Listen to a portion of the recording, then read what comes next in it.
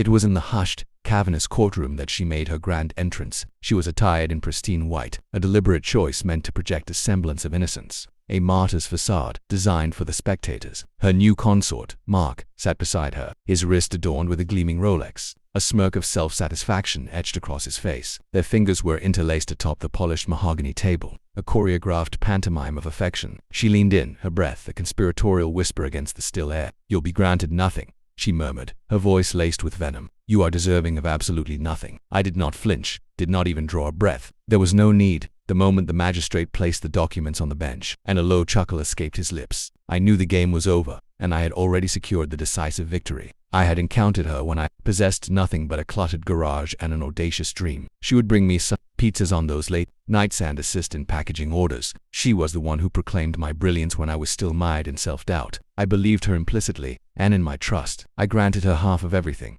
shares in the burgeoning enterprise, the executive authority, my complete confidence. But the moment my venture's valuation soared past the $50 million mark, she underwent a seismic shift. She ceased inquiring about the business and began probing for my private credentials and access codes. Then came the evening I returned to our expansive residence to find her business coach, a man I despised, half-dressed in my kitchen. There were no tears from her. She merely shrugged, a cold indifference in her gaze. "You'll land on your feet," she said. "You always do." She then retained legal counsel with a breathtaking speed. The day preceding the hearing, she divested her manufactured narrative to any outlet that would listen. The story was a predictable, pitiful tale of a woman abandoned, mistreated, and unfairly excluded from the deal. She conveniently omitted the infidelity, the fraudulent endorsements, and the clandestine attempts to transfer my proprietary assets to a shell corporation registered in her name. I remained silent. While she preened and gloated for the cameras, I quietly filed form after form. There were audit requests, trademark claims, and demands for rescission, all meticulously rooted in clauses buried so deeply within our contracts that she had never bothered to read them. She believed I was still the lovesick fool. She thought my sole gambit was the sale of the enterprise for $99 million.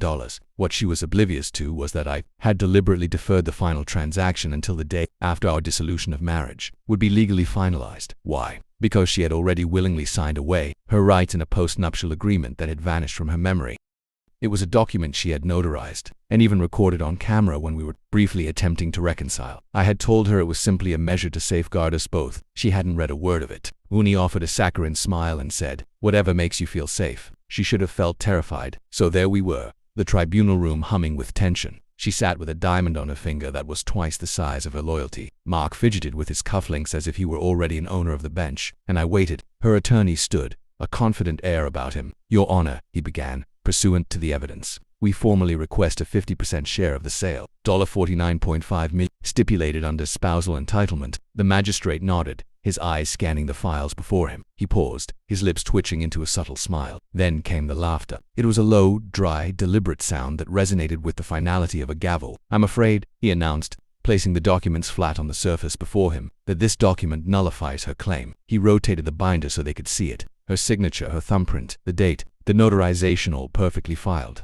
She squinted, her face freezing in a mask of disbelief. He continued, his voice precise and authoritative. "This postnuptial agreement, executed voluntarily, explicitly excludes the defendant from any future equity resulting from post-dissolution business activity." He paused, a hint of steel in his tone. Translation: she receives nothing, not a single cent, not even the complimentary pen on the table. A profound silence descended upon the courtroom. Mark leaned toward her, his face pale. "Tell me this is a fabrication." She offered no reply, for we both knew it was not. Her gaze darted toward me, and I simply lifted my eyebrows in a slight gesture of acknowledgement. I had warned her once before. The cruelest lies are not spoken. They are meticulously documented. Outside the courthouse, a swarm of reporters converged. She attempted to feign a smile, but her composure was crumbling. Mark stormed off in a furious rage, and I walked straight past the commotion. I was calm, quiet, and completely unburdened. At first, I had never sought retribution. I had merely desired a resolution. But some individuals are so blinded by their own